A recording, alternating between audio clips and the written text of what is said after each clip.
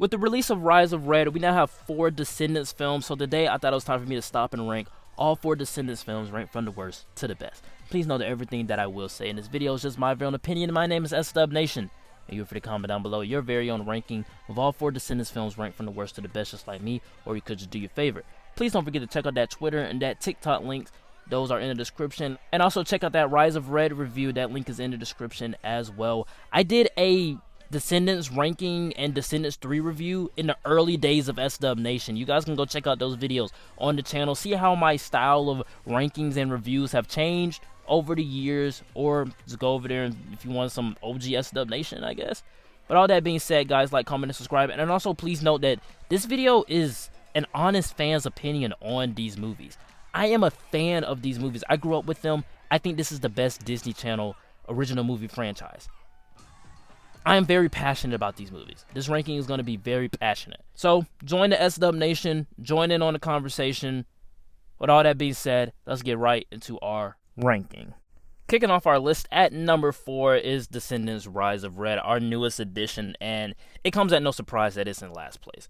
When it was first announced that we were getting a 4th film, I was a little bit concerned due to the death of Cameron Boyce a few years earlier. There was in no way they could come back with the original cast. Or they could, they would just have to have a reason for why Carlos, one of the main key players in bringing down the barrier, was not there. But Descendants lends itself well to sequels, and after seeing the film, it's not a sequel to 3, it's more of a continuation. They do a clever job with introducing our new VK without having it feel like a retread or a retcon of the other films. With her being stashed away in her own kingdom, Wonderland, I would expect when Beast chose to separate the Isle, put all the villains in the Isle, and bring together all the kingdoms to create Auradon, I suspect that there was going to be one hierarchy, one monarchy, one government that just didn't want to join the alliance. With the bigger budget, the costumes are consistent, and the hair and makeup here is just incredible. I thought it was pretty great. There are some instances where,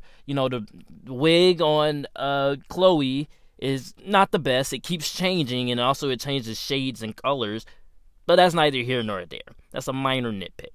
The cast is solid enough. They could lead the next generation, but I wanted more, as in I wanted more chemistry between the leads. Also, I wanted a more interesting plot. Time travel stories can go either way. You can go on a nostalgia trip, or you can tell an actions have consequences story.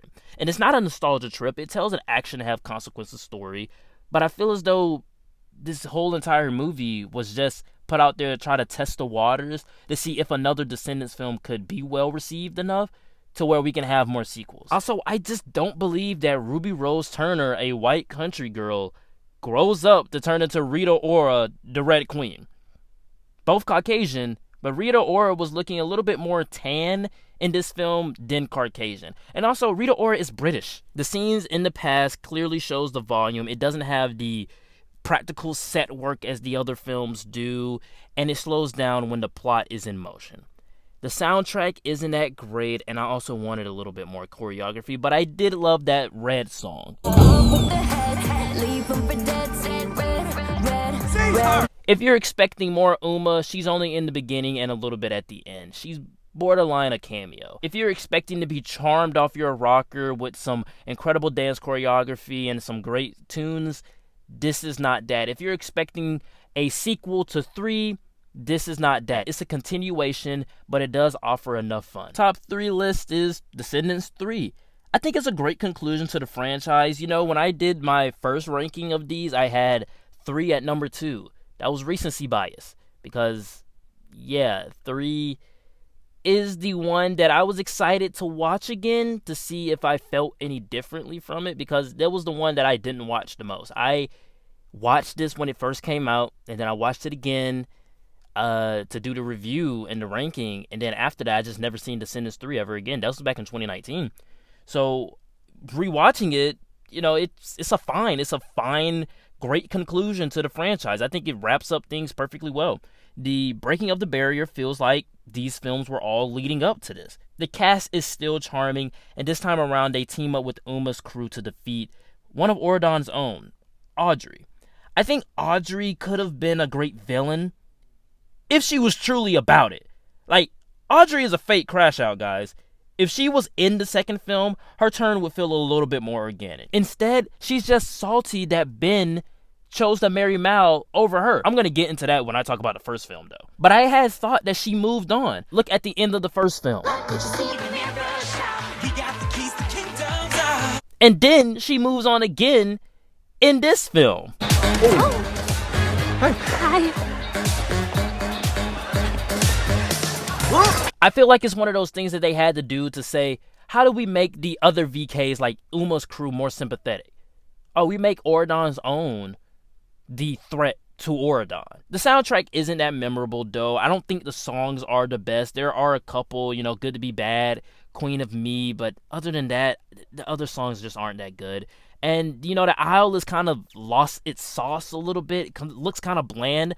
I don't like seeing the Isle of the Lost during the daytime or without some type of filter or the way that we saw it in 1 or 2. The cosmetics and clothings are the worst of the franchise. In particular, Mal's hair. It looks a little bit more bluish, a little bit more blue, purplish, violet.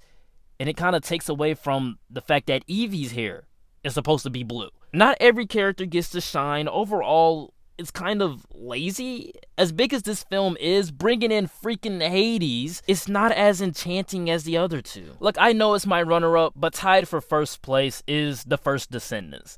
Look, nostalgia aside, I'm going to get the negatives out right now.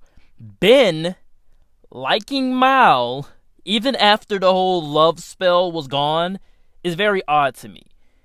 And the fact that he has a girlfriend, he did all of this in front of Audrey, even after the spell was over. It's teen drama romance writing 101. The new girl in town just happens to get the guy who's already in a relationship to fall in love with her. This is a genuine classic. This is the DCOM event film. Disney's most iconic villains have kids who got the chance to experience a better life. Not only is this concept smart, but also they just struck lightning in a bottle with an idea that can spawn many, many, many projects. This cast is just genius. They do a great job playing these villains' kids, but also with the sense of empathy, wanting to write their own destiny. The wardrobe is incredible here, and the set is fantastic. Our set of characters are charming enough. My favorite has always been Carlos because I just love dogs, but I had a huge crush on Evie growing up. In fact, Sophia Carson had me in a chokehold from 2015 all the way until 2018 after Descendants 2. Adventures in Babysitting is where she truly peaked for me. Like, when I saw her in Adventures in Babysitting, she was the most gorgeous woman I had ever seen. I desperately wanted to get into acting just so I could meet her. The soundtrack is memorable and the choreography is spot on, and I think that's due to High School Musical alum Kenny Ortega. In fact, these dances are very much Michael Jackson inspired. Kenny Ortega did direct the This Is It documentary from 2009 that was going to showcase the last few sets of concerts that Michael Jackson was going to do, the This Is It tour, but he did work with Michael Jackson to choreograph some of his work. So when you're talking about bringing in some talent, they're bringing in talent. Seeing all of the icons with this scale on top of that, it's an enchanting fairy tale. When I rewatched this movie, it was just a huge nostalgia trip for me. I remember watching it when I was 10 years old at my father's house. It was just something about that movie right then and there that I just loved. I even got the book. Unfortunately, I don't have the book in my possession anymore. I think 2 weeks after I got the book, my grandma bought it for me from the book fair. It got stolen at school. I think I had to be like in the 5th grade or something like that. I don't remember. Look, I love this film. To be honest, like I said before, it's not the runner-up. It's tied for first. But coming in at my number 1 is Descendants 2. This film doesn't go for the more layered, controlling parenting vibe of the first, but it instead progresses the story. It's not just about the OG4 anymore. What about the other children on the Isle who are neglected and left? With the introduction of Uma, we see that the other VKs want that better life. And I think that's a very important story to tell because it's not just about the OG4. It's about all of them. I think every VK deserves the chance to write their own destiny and to be a part of this better lifestyle. I feel as though this plot about bringing the children over from the owl is a lot more interesting than Mal going back. But I will say that her going back prompts Evie to go back to the owl and to see that there are multiple children here that would love to have this opportunity that we have. So it prompts her to work towards bringing more kids over. The owl looks real and thought out, and the sequences that take place there is just huge in scope. You're talking about that battle sequence with Uma, or you're talking about the chilling like a villain number. You can even be talking about Dizzy's hair salon. All of it is thought out, all of it is real, all of it pops in color, and it shows a different side of the owl that we didn't get to see before. The soundtrack is the best of the franchise here, boasting bangers that mean something to the plot and ones you can just dance to. China is introduced to the franchise as Uma, the daughter of Ursula, who becomes a nice foil to Mal, but also one that prompts the rest of the characters in the film to change. Overall, this film dropped like a bomb. I remember watching it when it first dropped. I remember when the teaser dropped a year before the film came out. I remember watching this film with my mom, and then afterwards we watched the pilot for Raven's Home. You remember when the pilot for Raven's Home came on after this film? I'm rambling, look, because I love these movies, guys. If you haven't caught on yet, I really love these movies. This movie progressed the story to new levels that not only introduce bigger and more iconic characters, but also serves as a satisfying sequel to an already incredible film that's tied for number 1.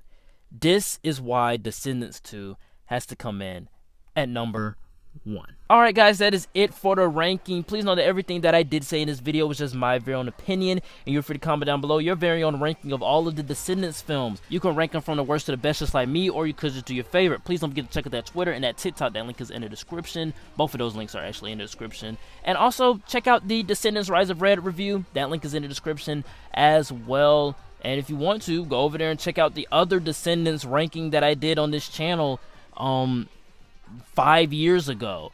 If you want to kind of see how my thoughts changed, or if you just want to watch some OG SW Nation. All that being said, guys, thank you so much for dealing with my passionate rant about these films. Like, comment, and subscribe, and I'll see you all next time. Peace.